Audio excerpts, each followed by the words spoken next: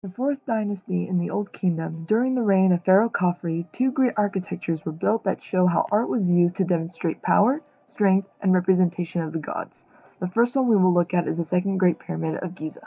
The first pyramid was built to guarantee the pharaoh's journey to the afterlife. And since Egyptians were all about keeping tradition and order, I believe Khafre wanted to continue this tradition that his father had set. Also, to show the people that he will be just as great as a ruler as his father. As the years go on, even more Egyptians continue to be buried in the Giza complex.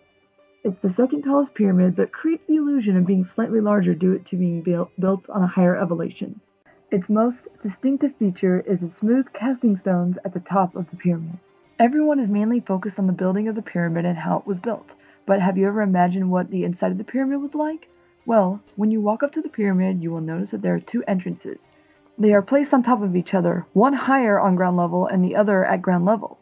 When you enter, you will see a long ladder that leads you to the underground part of the pyramid. The lower corridor is directly under the upper corridor.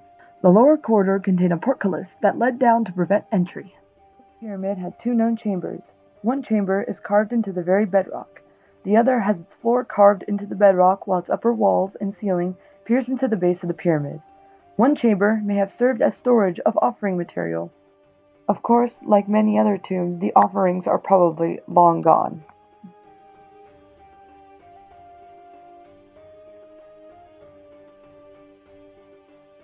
On the south passageway lead to the main burial chamber, which there was no sarcophagus found in its chamber. It is possible that the open niche against the east side of the coffer held the king's canopic chest, which included his organs. The Sphinx is a mythological creature with the body of a lion and a head of a person.